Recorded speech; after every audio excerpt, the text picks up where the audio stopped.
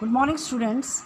आज हम पढ़ने जा रहे हैं क्लास 6 का साइंस का revision series lesson living organisms and their surrounding, revision part 3। अच्छा, कल हमने उसका आधा पढ़ा था, आज हम बाकी का पोर्शन पढ़ेंगे। फ्रेश वाटर हैबिटेट, रिवर्स, आपको पता है फ्रेश हैबिट।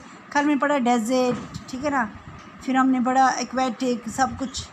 अच्छा, ओशन वगैरह, मैरीन हैबिटेट। आज हम पढ़ेंगे fresh water habitat. River, lakes, ponds extra compromise the fresh water habitats. कहते हैं कि फ्रेश वाटर हैबिटेट्स में क्या होता है, रिवर्स आती हैं, लेक्स आती हैं, पॉन्ड्स, यहाँ पे जो ऑर्गेनिज्म रहते हैं, जो यहाँ पे रहते हैं इनको बोलेंगे फ्रेश वाटर हैबिटेट।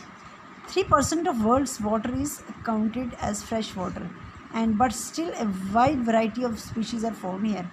सिर्फ 3% जो पानी है वो पीने के काबिल है, फ्रेश वाटर, बट स्टिल, मगर फिर उसके अंदर भी कई तरह की स्पीशीज़ रहती हैं, जैसे स्नेल हो गए, वॉर्म्स हो गए, मोलस्क्स हो गए, extra are found in this habitat, इस जगह पे।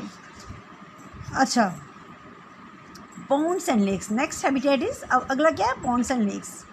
Plants, water plants can be completely submerged in water like hydrilla।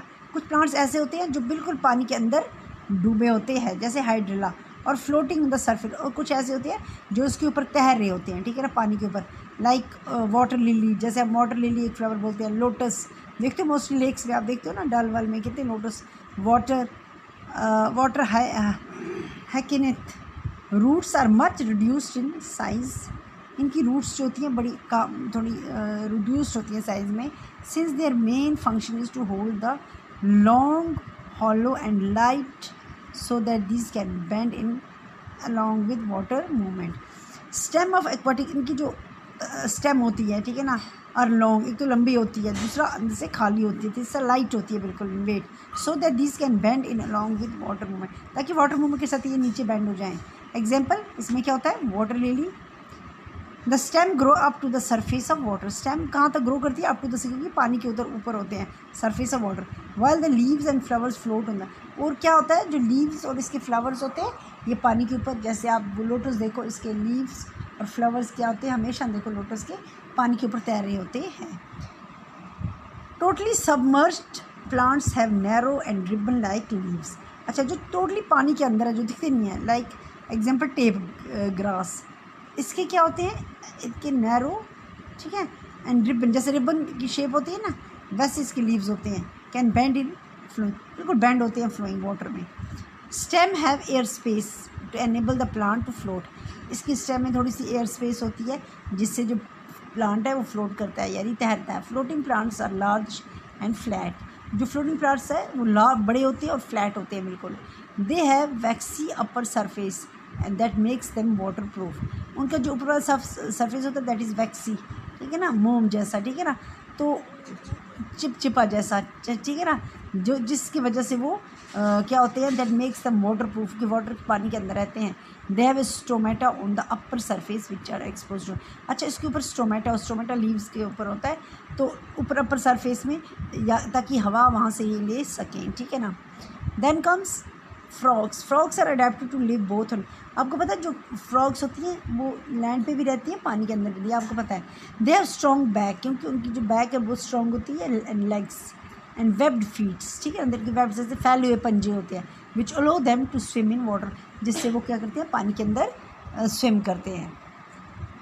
Then comes coastal habitat.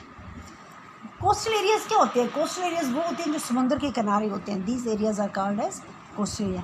Habitats where land meet the sea, वो वाला एरिया जहाँ पे ज़मीन समुद्र से मिलती है, उस हैबिटेट को कहते हैं कोस्टल हैबिटेट, यानी बीच किनारे समुद्र के।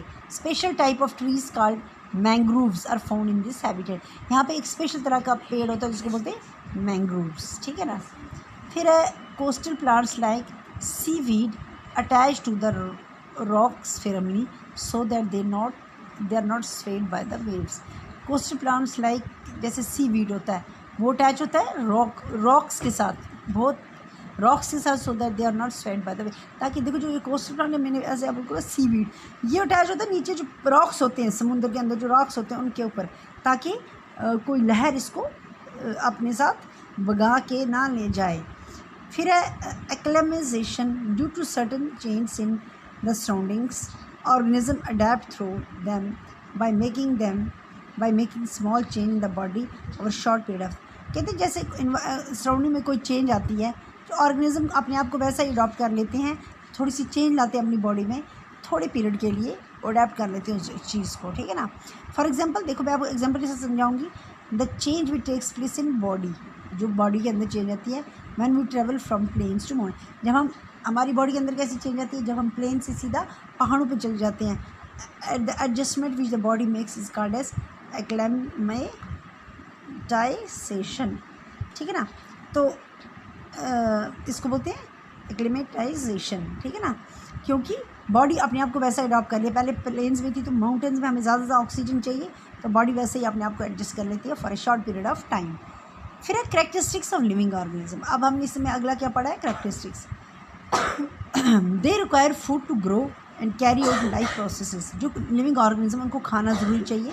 अगर खाने से वो ग्रो करते हैं और अपनी ज़िंदगी देख के बाकी जो प्रोसेसेस है वो कैरी करते हैं। जो भी लिविंग है वो ग्रो करेगा साइज में। Second characteristics, they grow in size, बड़े होंगे।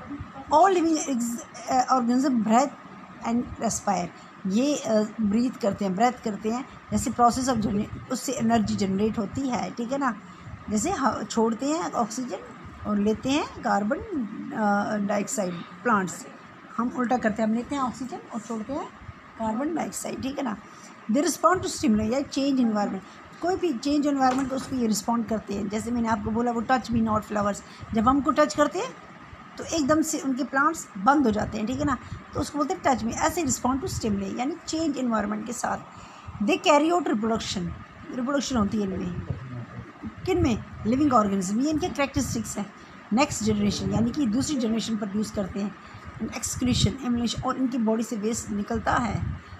ये सब लिविंग ऑर्गेनिज्म में होता है। Movement is shown by living organism, और ये कोई ना कोई मूवमेंट शो करते हैं। कौन, लिविंग ऑर्गेनिजम्स। ये इनके कैरेक्टरिस्टिक्स हैं। एक तो खाना चाहिए, एक तो ग्रो होते हैं साइज़ में, एक तो रिप्रोडक्शन होती है, एक रेस्पिरेशन होती है, respond to stimulus and movement show करते हैं। These are the characteristics of living organism. हमने पढ़ा भी है पहले, लेकिन फिर भी मैं आपको रिवाइज़ करा रही हूँ, ठीक है ना। तो बेटा आप भी इसको पढ़ो और इसको अच्छी तरह से रिवाइज़ करो, लर्न भी करो।